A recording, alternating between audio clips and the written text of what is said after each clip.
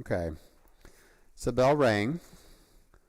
So last week in our class, we talked about morality and the need for authority, and it's important to have the right kind of authority when we decide how we need to act and speak to one another and behave in certain situations.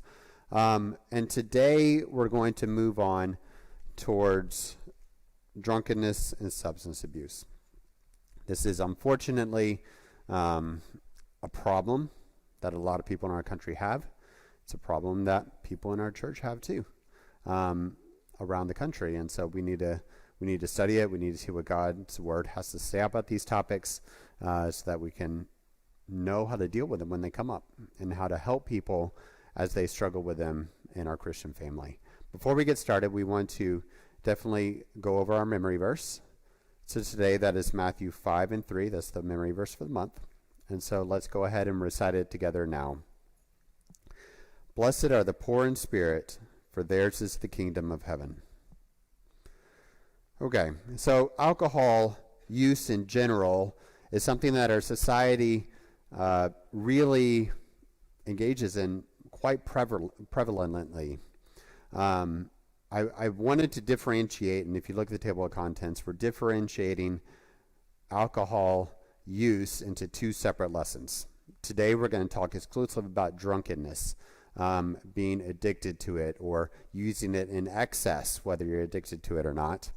And next week we're going to talk about social drinking. And so there's some verses that certainly cover both of those topics. We're going to look exclusively at drunkenness today, just to set expectations on what we're going to kind of talk about. Alcohol is a substance that impacts our central nervous system. It impairs with the brain's ability to communicate effectively. It impacts the way that the brain looks on imaging, how it works. It decreases the brain's ability to control balance, to form memories, to speak, and to make effective judgments. Long-term and heavy drinking can cause actual alterations to the structures of the brains, reducing the size of the nerve cells. So if you look at the brain on imaging, a brain that has spent years perhaps addicted, an alcoholic's brain, compared to a person's brain who has not spent a life drinking, and there's significant differences between those two images. These structural changes can also be seen with the misuse of alcohol from adolescence, a period when the brain is still developing, even if that brain has not spent years drinking heavily, as you would expect to see in an alcoholic's brain. It can also have a negative impact on the health of other organs as well, such as the heart, the liver, the pancreas, and can lead to the development of various kinds of cancers. According to a study in 2019, this is the National Survey on Drug Use and Health. It is administered by the Substance Abuse and Mental Health Services Administration. This is a branch of the U.S. Department of Health and Human Services. And when they're looking at drinking prevalence, they find that 85.6% of people over the age of 18 report that they drank alcohol at some point in their lives. This could be once, this could be repeatedly. There's no differentiation in this specific question. 69.5% of the respondents report that they drank sometime in the past year. And 59.1% of men and 51% of women say that they drank something alcoholic in the last month. When you look at underage drinking, that is people less than 21, and specifically this looks at people 12 through 20, 39.7% of people in that age bracket report that they have drank alcohol at some point in their lives. When you move on to so that's 7.0 million underage people in our country who are engaging in underage drinking in the last month. Okay. When you look at binge drinking in this study is defined as a pattern of drinking that brings the blood alcohol level to 0.08 or higher. So that is the legal limit in the state of Texas. Typically, this is after a woman consumes 4 or more drinks, or a man consumes 5 or more drinks in a period of about 2 hours, at least one day in the last month. That's how binge drinking was defined in this study. And they found that 25.8% of people 18 years and older reported binge drinking in the last month. Okay, that is 29.7% men and 22.2% of women.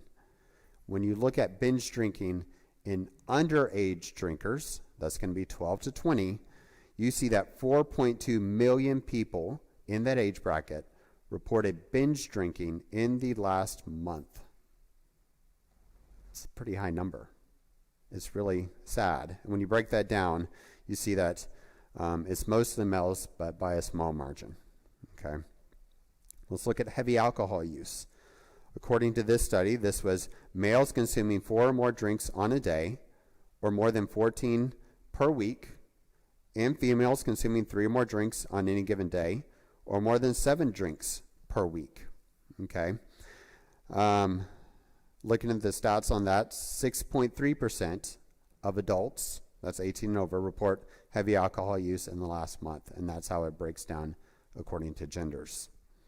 When you look at underage heavy alcohol use, you have almost 1,825,000 people, ages 12 to 20, reporting that they drank heavily in the last month.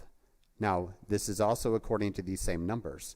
So males drinking 4 or more drinks on any given day, and females 3 or more drinks on any given day.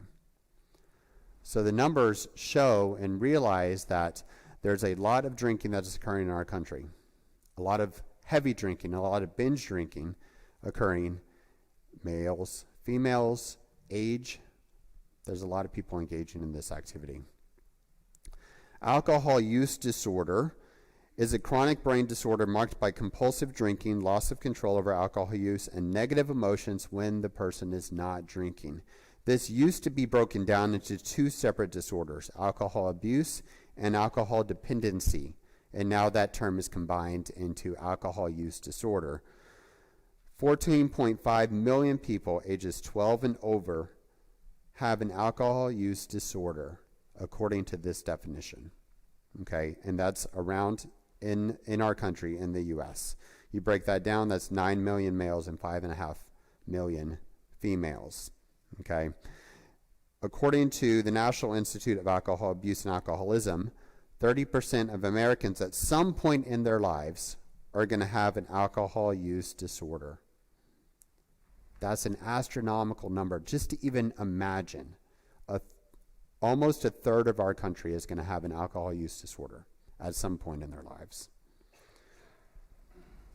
When you break that down to look at just underage people, that's almost 500,000 people in our country, children in our country, having an alcohol use disorder, alcoholism. Okay. Looking at emergencies, alcohol-related ED visits increased by 47% between the dates of 2006 and 2014. And if you look at the total number, alcohol contributes to 18.5% of ED visits every year. Okay. Almost 100 million people die from alcohol-related causes annually in the U.S. This may be drunk driving. This may be getting into a fight while drunk and having a homicide or a manslaughter incident. This may be related to disease or cancer that's brought on by alcohol. So that number is kind of lumped all together.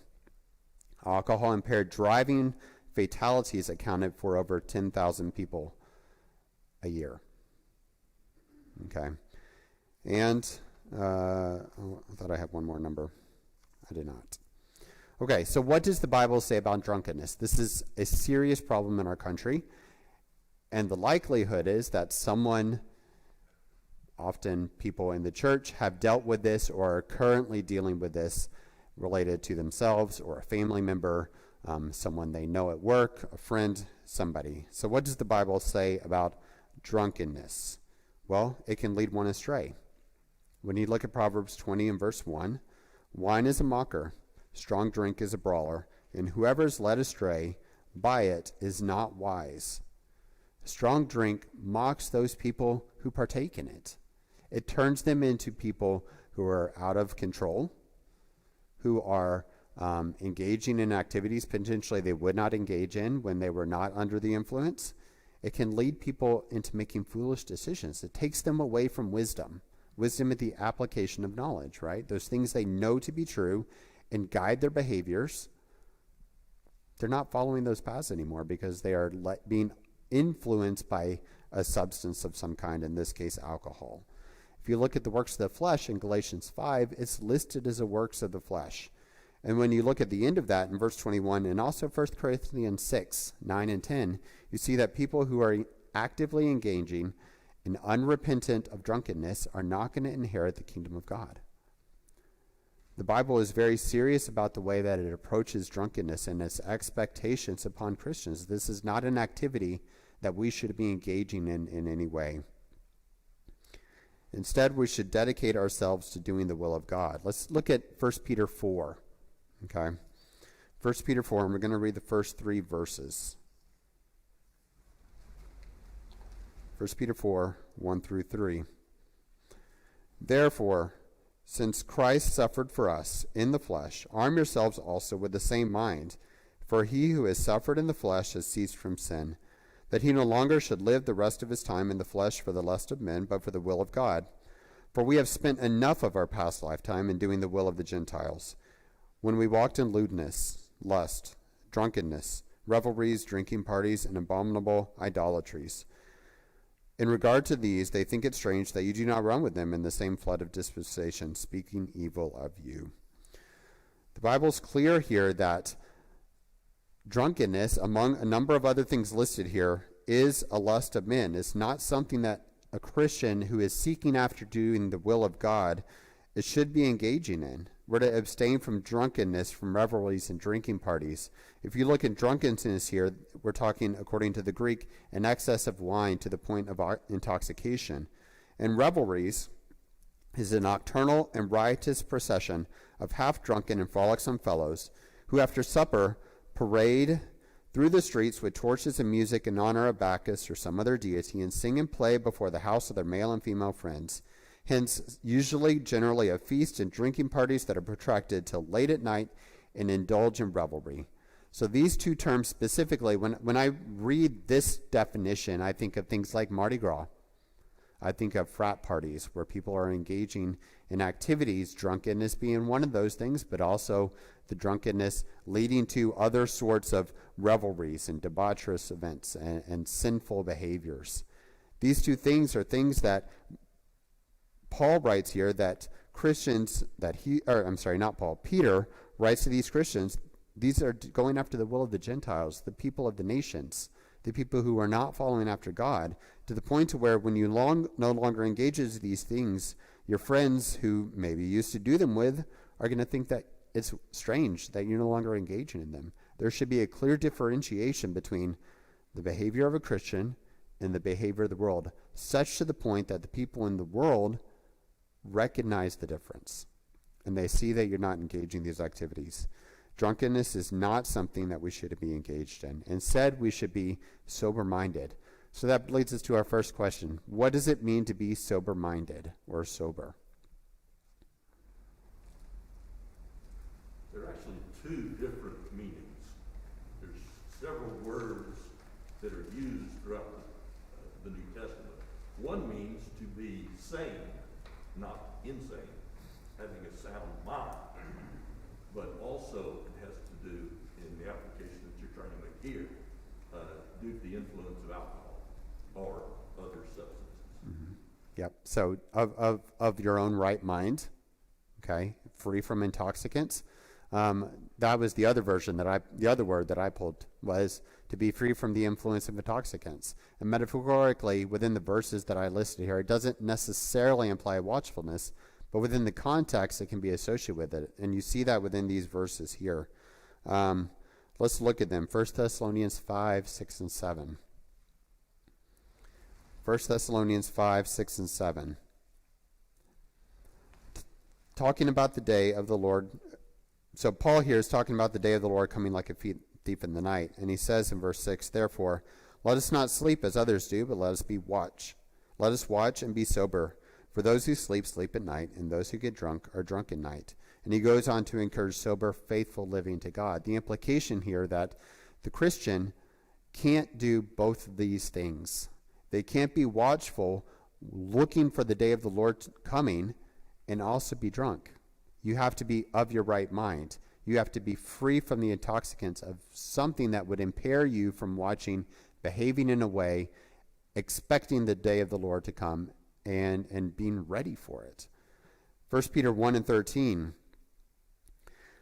Therefore, gird up the loins of your mind, be sober, and rest your hope fully upon the grace that is to be brought to you at the revelation of Jesus Christ, as obedient children, not conforming yourself to the former lust as in your ignorance, but as he who called you is holy, you also be holy in your conduct.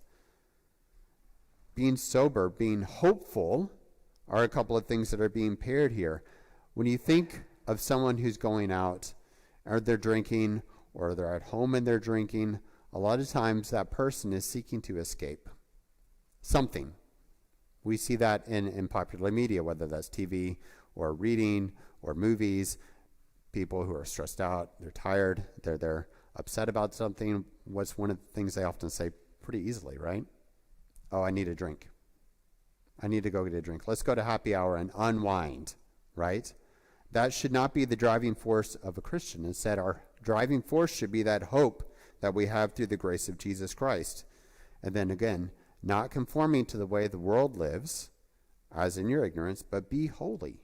Be separate. Be set apart and different from those living around you. And then 1 Peter 5:8, just a couple of pages over.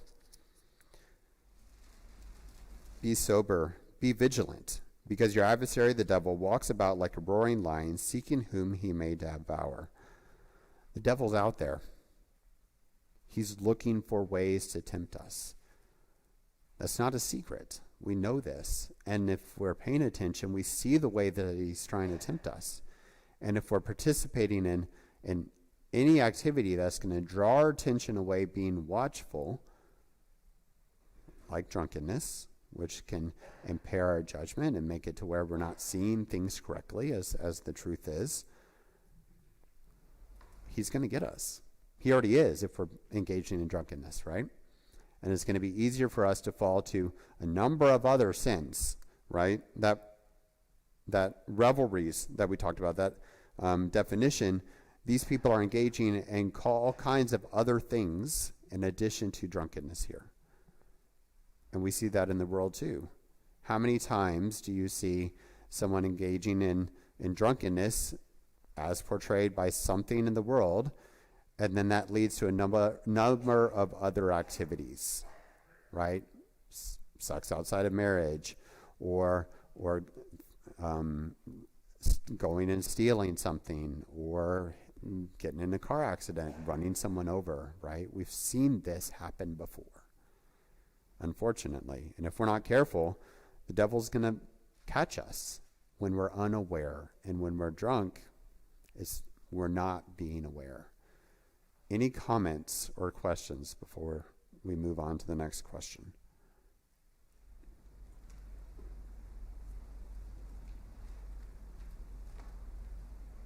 Okay. So let's look at some examples of drunkenness in the Bible.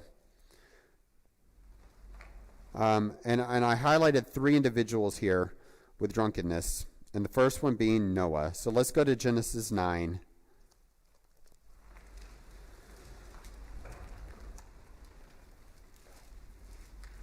Let's read this story.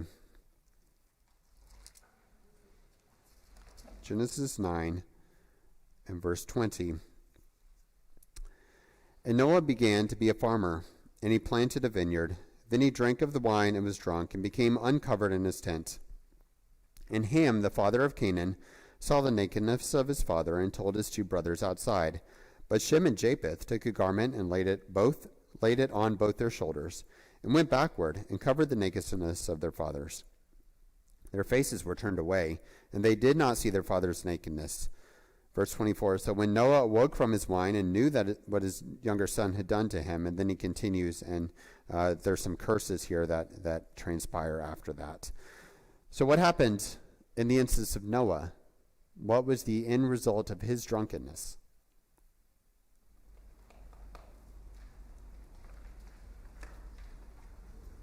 A bit of a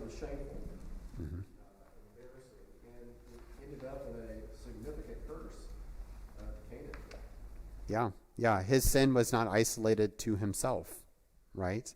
He sinned. It was shameful. He put himself in a position, but he also put Ham in a position here to sin in some way. We're not given a lot of details about what exactly that sin transpired. And then you're right, the cursing upon Canaan here. All of this came as a result because of the sin of Noah. When we sin, those consequences are not confined to just us sometimes. Sometimes there are consequences that fall upon other people too. And in this case, we see that falling upon Noah's son and his grandson. And then also, if you think about that, verse 25 and 26 and 27, when you look at this cursings, it's not restricted to just Canaan. Canaan here is being described as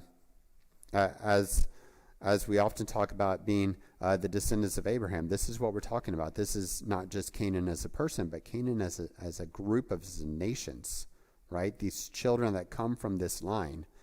There was going to be a curse placed upon this line. And so the descendants here of Ham suffered for his sin. It's really unfortunate, right? Any other thoughts on Noah's? Okay, let's go to Lot. Genesis 19.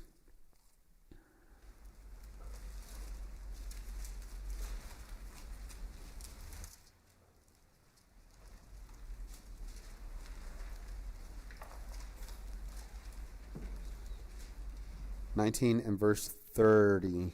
We're going to start with verse 30. This is right after the destruction of Sodom and Gomorrah. Then Lot went up out of Zoar and dwelt in the mountains, and his 2 daughters were with him, for he was afraid to dwell in Zoar, and he and his 2 daughters dwelt in a cave. Now the firstborn said to the younger, Our father is old, and there is no man on the earth to come in to us, as is the custom of all the earth. Come and let us make our father drink wine, and we will lie with him, that we may preserve the lineage of our father. So they made their father drink wine that night, and the firstborn went in and lay with her father, and he did not know when she lay down and when she arose. It happened on this next night that the firstborn said to the younger, Indeed, I lay with my father last night. Let us make him drink wine tonight also, and you may go in and lie with him, that we may preserve the lineage of our father. Then they made their father drink wine that night also. And the younger arose and lay with him, and he did not know when she lay down and when she arose. Thus both the daughters of Lot were with child by their father. Okay, so what's going on here? What was the end result of Lot's sin? He ended up sleeping with both his daughters and fathering children by his daughter. Yes, this was such a thing that would have been disgraceful, that they had their plan involved getting Lot drunk. The assumption being there's no way Lot would have done this if he had been sober, right? This was outside the norm. It's quite repulsive by our society standards and apparently by theirs as well, right? And so again, the sin of Lot is not restricted to just Lot. He was making opportunity for his daughters to engage in their sinful plot as well. If the daughters had this plot and Lot had said, no, I'm not going to drink, that would have been the end of it, right? There would have been no engagement in this activity. Hugh? Also the father, these boys were the father of 2 nations that were thorns in the side of Israel throughout the Old Testament. Oh yeah, Moab and Ammon, or Ammon, yes. The people when they were wandering tried to go through lands. Nope, they fought them. They were always a problem. There was always strife. So the consequences of the sin were not just restricted to the daughters. It plagued the nation of Israel for centuries. Don't justify the daughters in any way. What they did was wrong and sinful. But when you look at this entire story, Lot had created a really bad situation for his family.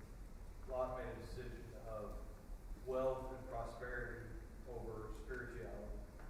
Really a place where he was known for his wickedness. It's entirely possible his daughters developed some of these mentalities about the people of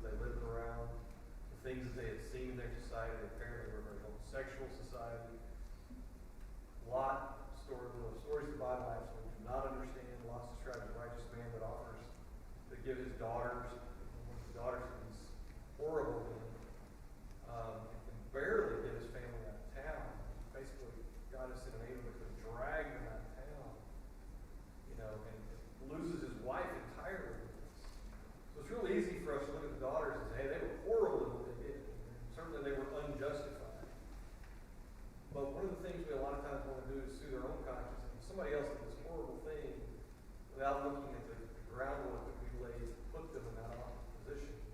And like you say, he's been for a lot himself. He just said, look, I'm not going to drink. Being drunk is a bad thing. But even in that, Lot simply didn't make good choices. Yep. We talked last week about how society can impact our morality, right? And if we're not careful, we could be found compromising our standards or compromising God's standards based on the thoughts and behaviors and actions of people around us. And we know that Lot's daughters had husbands in the city or betrothed in the city, and they lost those in the destruction of those cities. I think you're right. I think there's a series of bad choices here. Some bad choices, some sinful choices that eventually culminated in this story. I think a lot of people played into that for sure. Anybody else?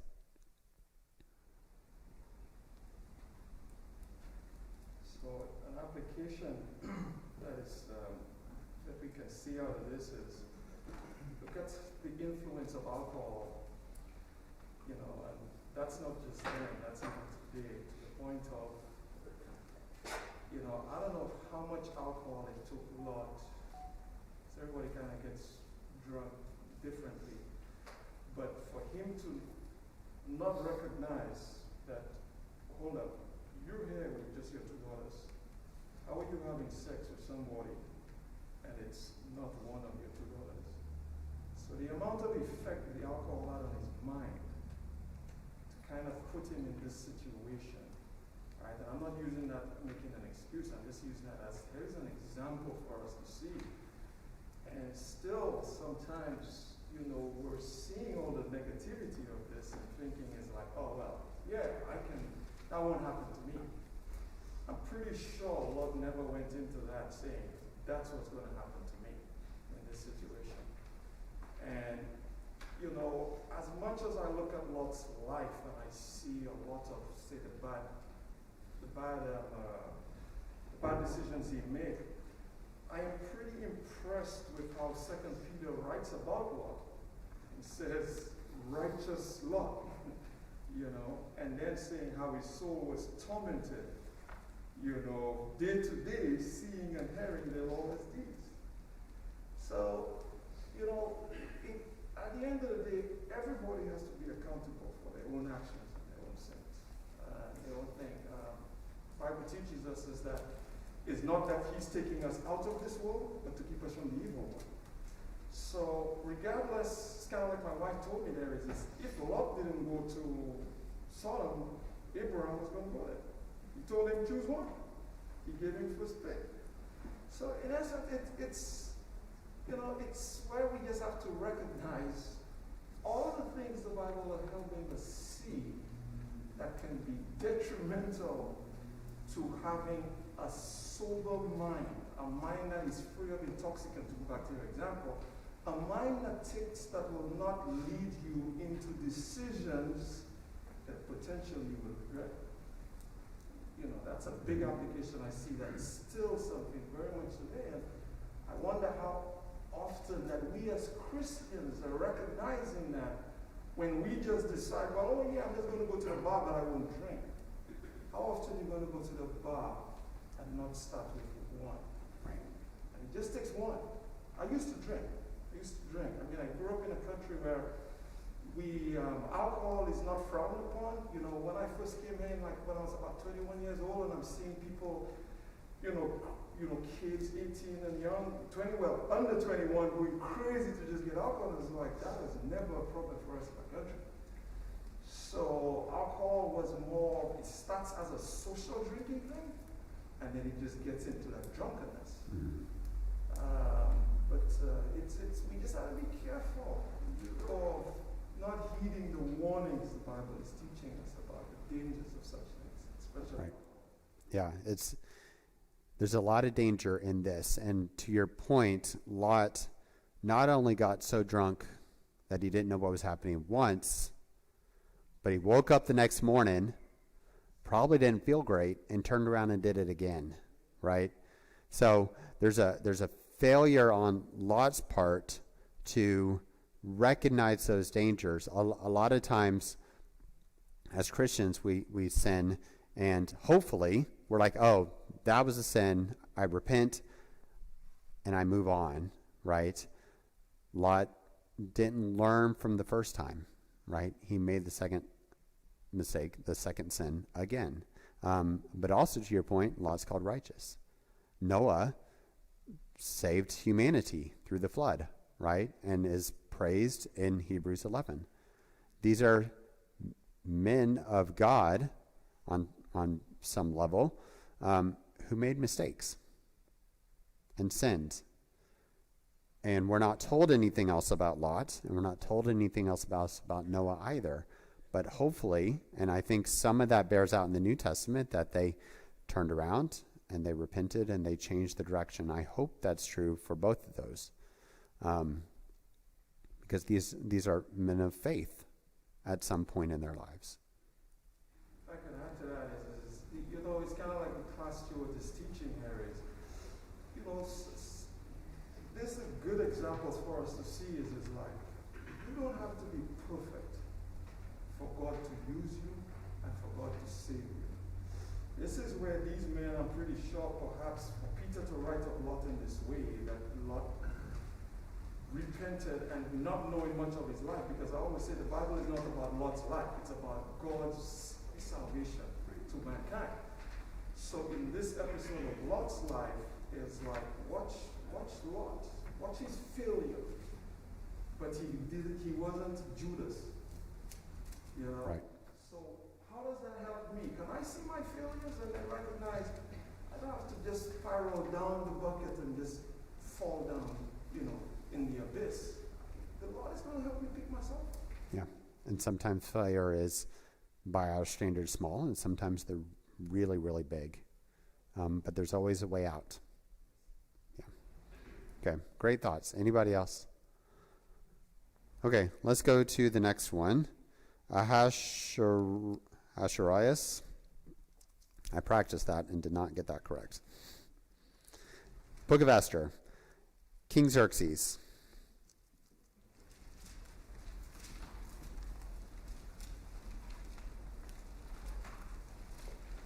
Esther 1. And verse 9. Queen Vashti also made a feast for the women in the royal palace, which belonged to King Ahasuerus. On the seventh day, when the heart of the king was merry with wine, he commanded, and there's a series of names here, 7 eunuchs who served in the presence of King Ahasuerus, to bring Queen Vashti before the court, wearing her royal crown, in order to show her beauty to the people and the officials, for she was beautiful to behold. But Queen Vashti refused to come at the king's command, brought by his eunuchs. Therefore the king was furious, and his anger burned within him. And then if we continue reading, we see that resulted in her being put out. She was demoted. She was no longer queen and was no longer allowed to come before the king. So Ahasuerus, not a man of God, right? He was a pagan. He was a Persian king.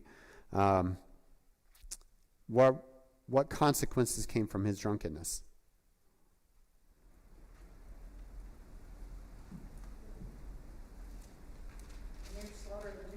The Jews were nearly slaughtered. Yeah. So Queen Vashti got demoted. There's one life which was altered forever by the king's actions. He acted rashly in his decisions. She refused to be the object of drunken stares and parade herself around. And he became so angry that he made this rash decision to be replaced, and according to Persian law, that can never be changed. It never can be altered. In chapter 2 and verse 1, his wrath subsided, and he remembered her. Whether he regretted his decision or not is not revealed in this verse, but he calmed down, and he realized what he did, and he decided he needed someone to fill that role. And so then came about the promotion, the search and the promotion of Esther to be queen, who eventually saved her people. Does that end result justify the drunkenness of the king? Absolutely not. As Mordecai told Esther, to paraphrase, God uses the opportunity to save the people. He used Rahab to save the spies. He used Bathsheba to bring around Solomon. But never once are any of those sinful actions justified in the eyes of God. He can use any situation to bring around his good. But the drunkenness on the part of the king here again had consequences, not just for himself, but for lots of others, right? Alcohol has a negative effect. Drunkenness has a negative effect always. There is no mention of the Bible anywhere where drunkenness is looked at fondly or in great reverence. Alcohol can hurt people. It can kill people. It can be a burden upon a family, whether that's having to, an emotional burden having to help someone, or a financial burden because someone ended up in the hospital or died and they're now having to pay out for those consequences. You're depriving potential family member with the presence of a spouse or a parent or a grandparent, whether they're dead or not. If they're given to drunkenness, if they're alcoholics, they're not present in the person's life. They're absent. And they're not fulfilling their role. And then, of course, if it occurs within the church, it can bring down the church. Is there a loss of talents, loss of service? It can also be spiritual, right? We're supposed to be having an influence on those people that we come in contact. If you go to Matthew 12:34, Matthew 12:34, Jesus here calls out to the Pharisees that the brood of vipers, how can you, being evil, speak good things? The implication here is that you can't do both things. And if we're given into drunkenness, we can't promote the gospel of Christ. Those two things can't be done together. Okay? 1 Timothy 4:12, let no one despise your youth, but be an example to the believers in the word. When you think of the youth, college-age crowd of the world, what do you think of? You think of people engaging in sinful activity. You think of drunkenness. You think of debauchery, right? People engaging in frat parties. They go to college and they sow their wild oats, so to speak. Okay? If you're living that way, how are you going to be an example to believers in the word and conduct and love and spirit and faith and in purity? You're not living the pure life, right? You're engaging in those activities instead. Okay? So, let's look quickly at the book of Proverbs, verse 23, chapter 23, verse 29. Proverbs 23:29. Who has woe? Who has sorrow? Who has contentions? Who has complaints? Who has wounds without cause? Who has redness of eyes? Those who linger long at the wine, those who go in search of mixed wine. Do not look at the wine when it is red, when it sparkles in the cup, when it swirls around smoothly. At the last it bites like a serpent and stings like a viper. Your eyes will see strange things, and your heart will utter perverse things. Yes, you will be like one who lies down in the midst of the sea, or like one who lies at the top of the mast, saying, they have struck me, but I was not hurt. They have beaten me, but I did not feel it. When shall I awake that I may seek another drink? How does the book of Proverbs describe the use of alcohol and drunkenness? Definitely mind-altering with adverse consequences. Yeah, for sure. It impairs your ability to make judgment. It changes the way, it says here, you see strange things. You see things not as they are.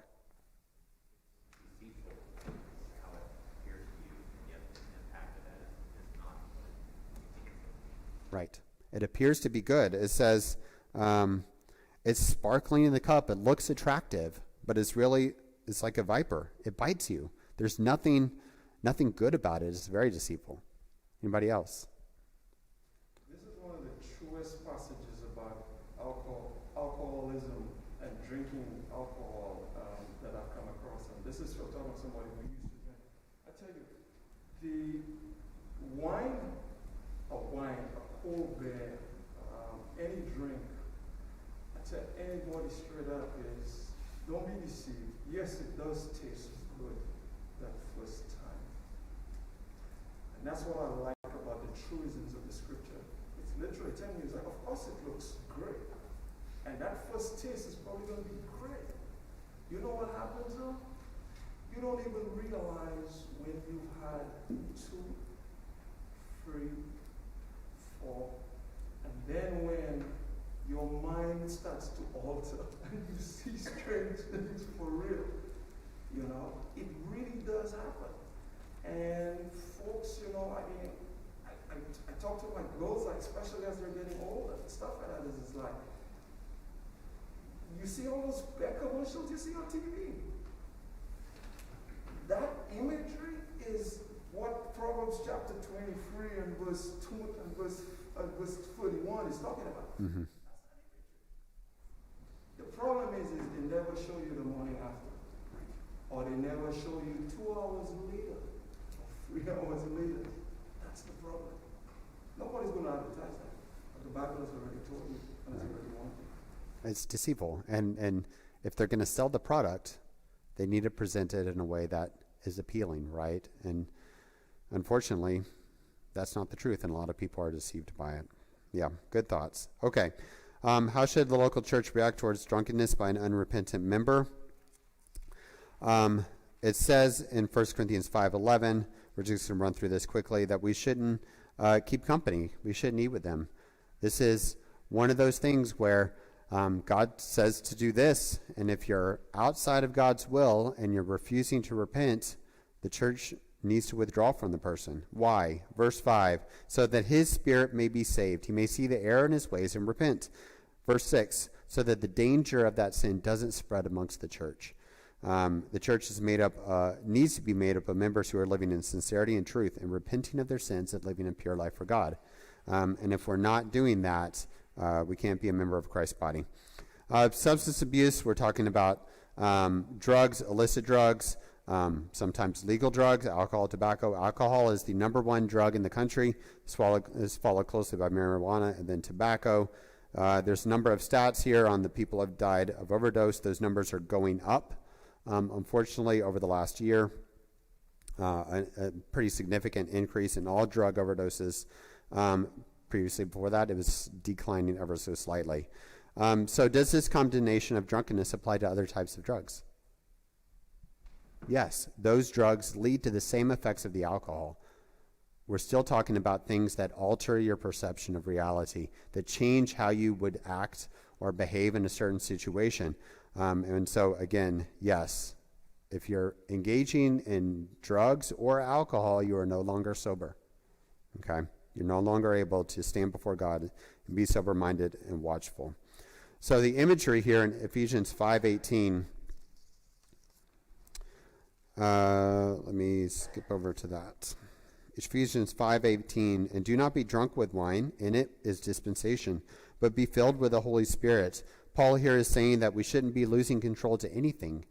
Instead of being a person who's drunk, or if you want to throw in drugs too, who has taken those things into their body and is now living under the influence of them, instead we need to be taking in the Spirit. We need to be taking in the Word of God and be influenced by those things. And then if you continue in the verses after that, Paul's calling on us to fill our lives with the Spirit and speak to one another in psalms, hymns, and spiritual songs. Make melody in our hearts to the Lord. Give thanks to God in all things. Submit to one another. Wives, submit to your husbands. Husbands, love your wives and care for them. Children, obey your parents. Fathers, train your children in the Lord. Bondservants, serve your masters in sincerity of heart. This is where the true joy is. It's not in the drunkenness and the alcohol and the ways of the world and being filled with those things. They give the appearance of happiness, but it's not long-lasting.